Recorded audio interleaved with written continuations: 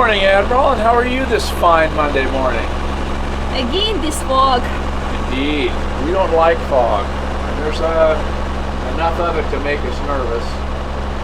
So we just departed our slip at Kingfisher Bay, which is the sister marina to Demopolis yacht basin. We are starting our 217-mile odyssey to Mobile. The lead boat called the Lock at 5:45. They said they had a tow being processed. Come on down, be there at 6:30. So we're heading to Demopolis Lock at 6:30. I think we're going to get there a little early. I believe it's about a mile. We are the lead boat. I don't really like being the lead boat right now because of the fog, but what are you going to do? So another beautiful day, headed to warmer climate. This was one of those mornings where it's beautiful and terrifying at the same time. Indeed, there were moments we were completely blind, and after nearly ramming an interstate bridge a few weeks ago in the fog, we were both on high alert. The morning sky was one of nature's most beautiful watercolors. We waited expectantly as the barge tow emerged out of the fog and majestically passed us. I was reminded of the words of Albert Einstein. There are only two ways to live your life. One is as though nothing is a miracle. The other is as though everything is a miracle. Or Oscar Wilde, to live is the rarest thing in the world. Most people exist. That is all. This scene is one of the most elegant images I have ever captured.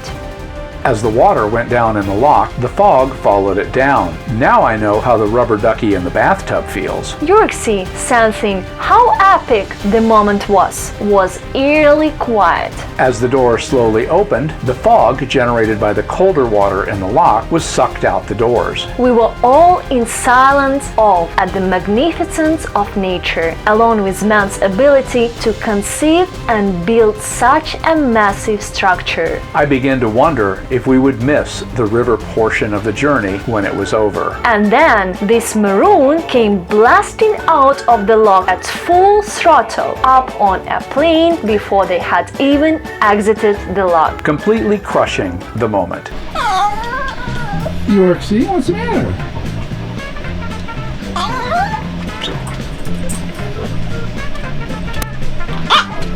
What? You don't like the production? Is there something wrong with the video? You're not in it enough? Do you not have a starring role? Well, Yorksie, you can't be in every frame. People don't speak dog. They don't know what you're saying. Well, they don't. Yorksie, you have plenty of appearance in the video. You have more than enough. You don't need to be featured any more than you already are. We're not allowing you to do post-production and edit everyone else out but you. Why, do you need a MacBook now? Fine, Yorksie. You can have the backup Mac. Yorksie, are you having a problem with your Mac? I know you're having problems with your Mac right now. Yorksie, is your Mac okay? Oh no, what did you do? Did you delete the system folders again? Oh, York. They're probably in the trash bin. Just take them out of the trash bin. You know, we should have never given you pseudo privileges internally. It was a huge mistake.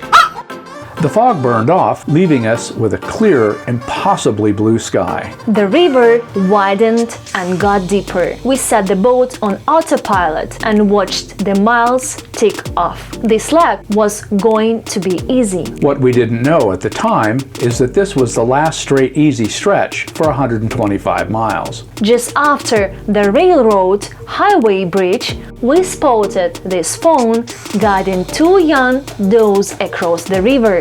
We didn't notice it until the last second. They were so fragile.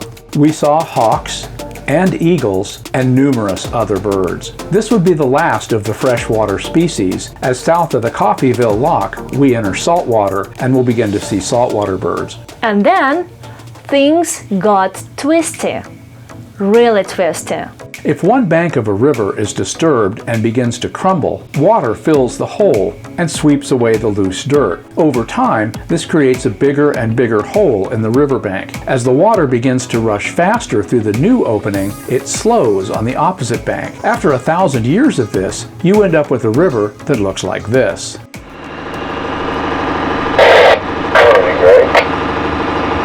I'm just coming into the bend. You're just coming into the bend. I think we're going to meet in a straight part in the middle. If not, I'll slow down.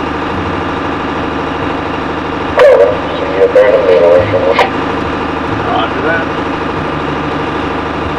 This is going to be exciting. This river has more twists and turns in it than a snake trying to itch itself.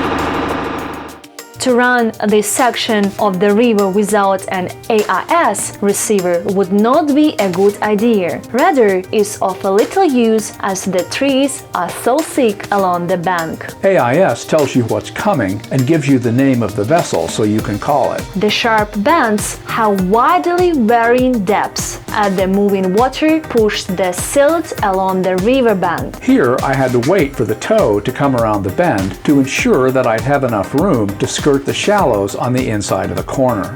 This is where we anchored for the first night, at a bend in the river. Good morning, Captain! Good morning, Admiral. And how is the Admiral this morning? How is Captain this morning? The captain is fine, a little soggy from it raining all night. Last night, we had high hopes for Bashy Creek. Bashy Creek in Skipper Bob says, finally, a great anchorage. How many boats fit into Bashy Creek? It was one, and it was not a boat. There was one cat, and he filled the entire anchorage. So we ended up anchoring in the river and using another boat as a stern anchor, which was a lot of fun because we were going to row back in the dinghy to give him the stern anchor, and we discovered that one of the paddles to the dinghy is somewhere between here and Lake Michigan. And we are very thankful for them to help us. Exactly. And so we put the outboard on the dinghy and it wouldn't start, and I ended up doing the take out the spark plug and blow on it routine, and it started right out. So another fine day of boating. It rained cats and dogs all day. The windshield wiper on the Sea Moose wiped its last wipe about 400 miles back. I took over in its place. Whenever I see your smiling face, I have to smile myself because I really need to fix those wipers. Yorksie caught up on badly needed sleep. Sleeping all night, you know, is very hard work. We got lucky and were able to raft up at Bobby's Fish Camp. Calling Bobby's a marina would be a stretch. It is a floating dock that holds 4 boats and a fuel dock. Every night, the boats raft up to each other, often as many as 3 deep. It was one of the best places we stayed. It literally oozes character and charm. There is no cell service. The television failed to detect a single station. Here is rush hour at Bobby's. The guys with the tent are processing wild hogs that they have hunted for sale to the locals. This is the restaurant that sadly is no longer open. Cats outnumber people by a substantial number. To say that life moves slowly here is an understatement. I love it. The lack of stress fills the air and lightens your mood. These are the luxurious bath and shower facilities for transient boaters. It doesn't look like much, but there was a huge amount of hot water and no low-flow shower head. I cooked fried chicken, mashed potatoes, sweet corn, and oodles of gravy for dinner. Southern fried heaven. Good morning, Captain. Good morning, my Admiral. How are you this morning? This morning is a little bit chilly. Just a wee bit. So this is our last mile in fresh water. We are going to go through the CoffeVille lock and dam, which will put us in salt water. It is currently high tide. Tide will be about 1.5 feet this far up the river. Our plan today is to travel approximately 56 nautical miles to the Three Rivers anchorage on the Tombigbee Blackhawk. anchor for the night, and then tomorrow we will run down to Dog River, and we are on track for our scheduled maintenance and transmission rebuild haul-out on the 21st at Barber's Marina in Orange Beach. At CoffeVille Lock, they capture the registration of every boat that goes through. This was the first time that this had happened. Say your number again, somebody stepped on you too. Mike Charlie 8143, Radio Yankee, Michigan registration, Roger.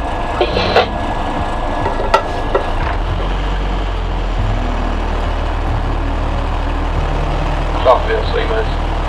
Try one more time, man. 1121468. It looks like the azimuth's going to take... That's Seamoose. Seamoose.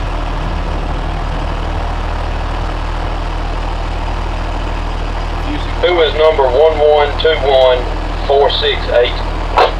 That is subject to change. 49 to fever.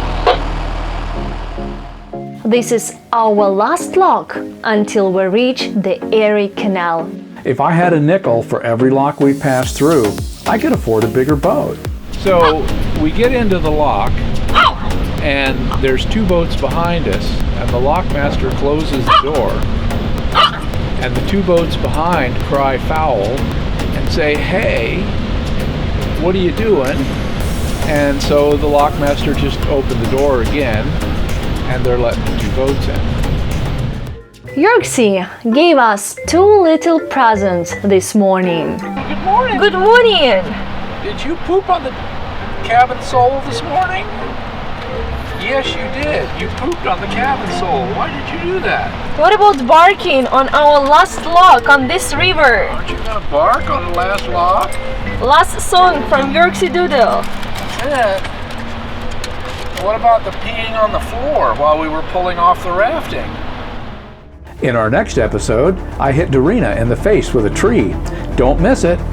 If you like what you see, please subscribe. It really helps us out, and it doesn't cost anything. We really appreciate your attention and subscription. So, Darina, how can people find out more about us online? You can find us on our website page, here, on our Instagram page, here, and also on our Facebook page, here. Once again, thank you so much for watching. And if you want to be reminded of new episodes when they come out, don't forget to ring that bell. Thank you so much.